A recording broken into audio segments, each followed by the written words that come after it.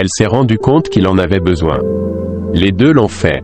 Ses genoux se sentaient faibles comme si ses jambes ne pouvaient plus porter son corps, alors il lui tendit la main pour le soutenir, sa force chancelant sous le poids de ses émotions.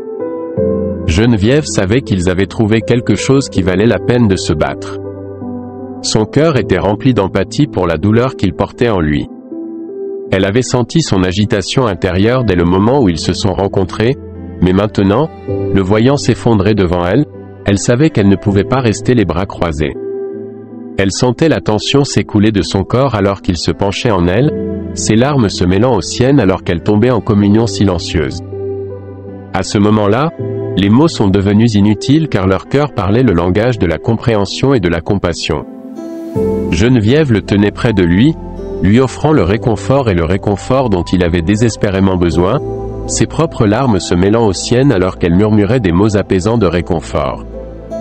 Pour l'homme de l'ombre, le poids de ses fardeaux semblait diminuer à chaque instant, remplacé par un sentiment de paix et d'acceptation qu'il avait longtemps désiré.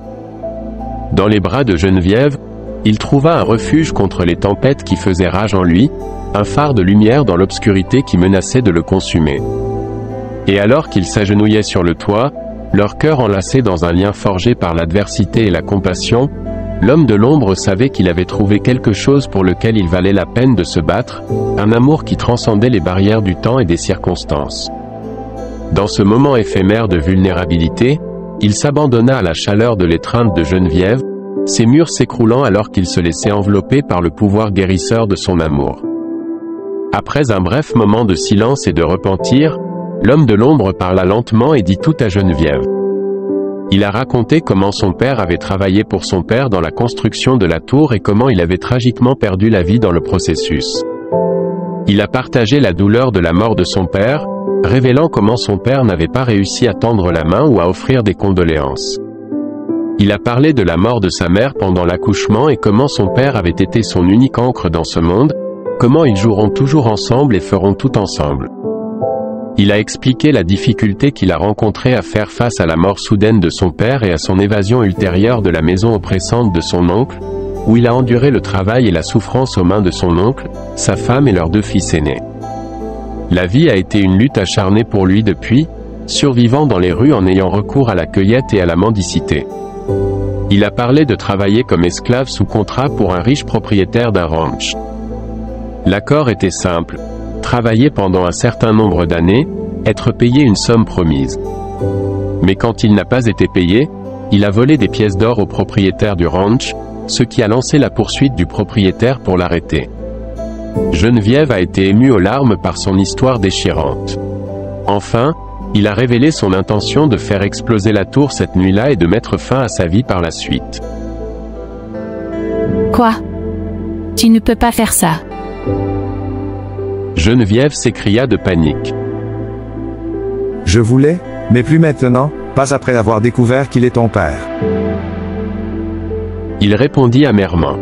Elle prit alors ses mains dans les siennes et le supplia de pardonner à son père, l'assurant qu'il devait y avoir une bonne raison à ce qui s'était passé. Elle a décrit son père comme un homme aimant et doux et a promis de rembourser le propriétaire du ranch les pièces d'or afin qu'il arrête de venir après sa vie. Elle l'implorait de ne pas renoncer à la vie, mais de conserver l'espoir d'un avenir meilleur, le rassurant de son soutien indéfectible. Pourquoi feriez-vous tout cela pour moi? Pourquoi feriez-vous tout cela pour quelqu'un dont vous ne connaissez même pas le nom? C'est parce que j'aime cette personne. Et après être resté avec toi pendant un moment maintenant, je sais que tu m'aimes autant que je t'aime. Elle dit fermement en chuchotant. L'homme de l'ombre était sans voix, submergé par sa perspicacité dans son cœur. Ses paroles résonnaient dans son esprit, agitant sa conscience. Incapable de résister à la tentation d'un avenir avec elle, il se rendit finalement à son appel à recommencer la vie. Quand ils sont descendus, ils ont remarqué que la salle de bal était peu vide car la plupart des invités étaient rentrés chez eux. Le bal masqué a dû se terminer il y a un moment, pensait-il. Louis. L'homme de l'ombre se tourna brusquement quand il entendit son nom. Il était stupéfait de voir qui s'était appelé, c'était Henri Leclerc, le même duc qu'il détestait tant avec passion, qui malheureusement, il était maintenant follement amoureux de sa fille.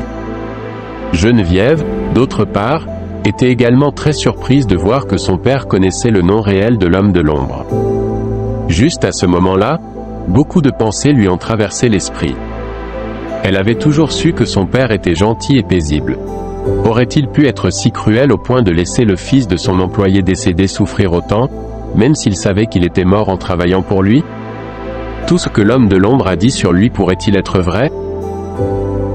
C'est ton nom, non? Ton père me parlait toujours beaucoup de toi quand il venait au travail. Il a dit doucement. Le duc alla de l'avant pour raconter à l'homme de l'ombre et à sa fille sa relation amicale avec Monsieur Pierre et comment il avait un grand respect pour lui.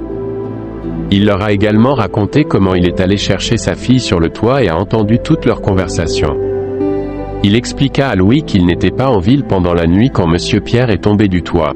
Cependant, quand il a entendu parler de la mort de son père, il est immédiatement revenu à Paris et a essayé de régler les choses avec son oncle, qui a refusé avec véhémence de parler avec le jeune fils de Monsieur Pierre.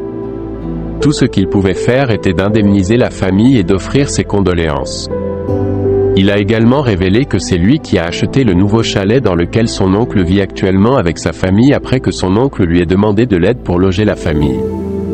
Il leur a également raconté comment il envoyait encore de temps en temps de l'argent à son oncle pour s'occuper de la famille et combien il était déçu d'entendre de telles confessions de Louis. Enfin, il s'est excusé auprès de Louis et l'a supplié de laisser tomber le passé et de mener une vie heureuse dans sa jeunesse. Il l'a encouragé à se concentrer sur les choses à venir et à laisser aller les choses qui ont passé. Comme Louis se tenait là, stupéfait par la révélation de l'histoire vraie et la profondeur de la bonté du duc, un torrent d'émotions a surgi à travers lui. La culpabilité, la honte et la gratitude faisaient rage dans son cœur alors qu'il luttait pour accepter l'énormité de ses erreurs. Pas étonnant que l'oncle Joe ait toujours eu beaucoup à dépenser et qu'il se soit à peine lancé dans la fabrication de chaussures. Je ne sais pas quoi dire, j'avais tellement tort à propos de toi, à propos de tout.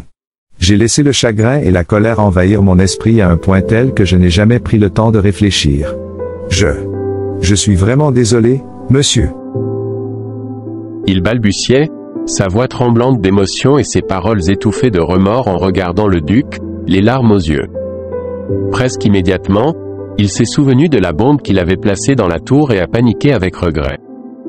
Le duc, sachant pourquoi l'homme de l'ombre a paniqué, a expliqué qu'il avait déjà pris soin de la bombe au moment même où il a entendu en parler à sa fille sur le toit.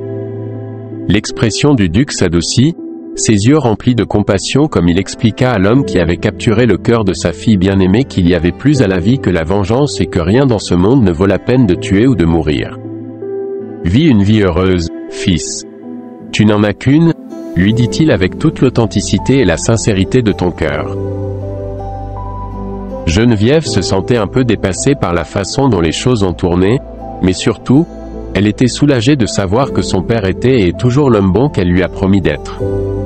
Par gratitude, elle remercia son père pour sa compréhension envers Louis. Je n'allais pas laisser ma fille toute seule avec un homme suspect qui a failli se faire tuer ce soir, n'est-ce pas?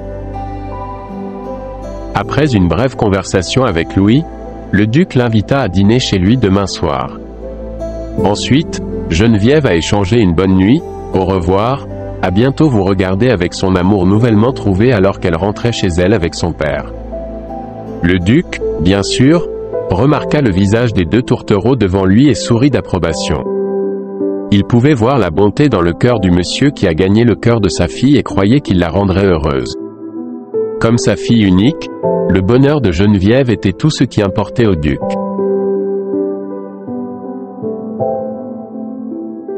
Un an plus tard, lors d'un autre bal masqué, Geneviève et le Shadowman, maintenant connu sous le nom de Louis, sont vus danser sur la piste de danse. Après la rencontre de cette nuit fatidique, le duc a aidé Louis à libérer le prêt qu'il devait au propriétaire du ranch et l'a aidé à créer son propre ranch. Le duc a également cessé de financer son oncle trompeur Joe et a approuvé sans réserve la relation de Louis avec sa fille, Geneviève. Tandis qu'il virevolte gracieusement, les lumières de la salle de bal reflétant leur joie, il est clair que leur amour s'est épanoui. Ce moment, rempli d'émotion et de gratitude sincère, marque un beau nouveau départ né des épreuves du passé.